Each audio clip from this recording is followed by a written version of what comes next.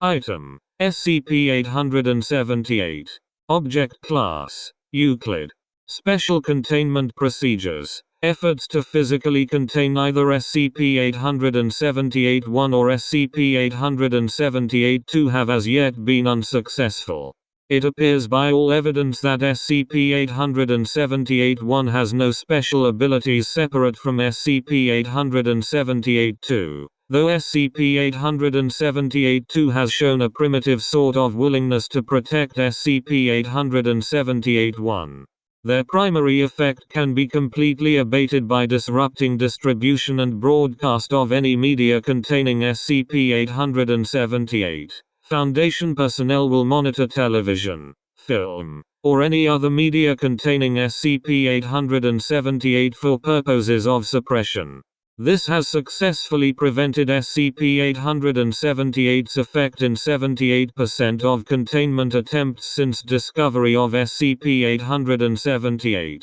Barring this, iterations of SCP-878-3 can be contained and prevented from harming others. This raises containment effectiveness to 95%. Description: SCP-878 is an actor, alias SCP-878-1, and a prop knife closely resembling a 6th century iron dagger from the Dynasty period classified as SCP-878-2. SCP-878-1 has never had a permanent role on any television show, nor a role of any real importance in any film.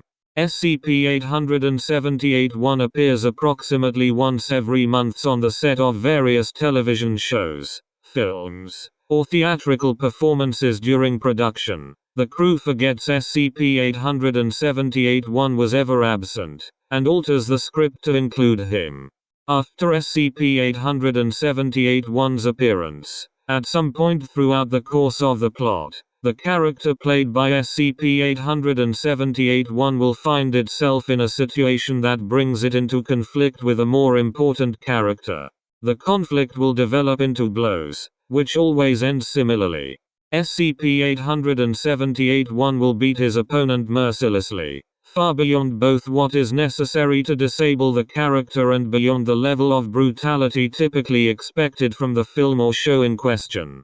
Once the other character stands for the last time, SCP-878-1 will strike the other character with the back of his left hand, leaving them sprawled on a desk or some other elevated surface. Remove SCP-878-2 from an unknown location. Then plunge the knife fully into the other character's heart.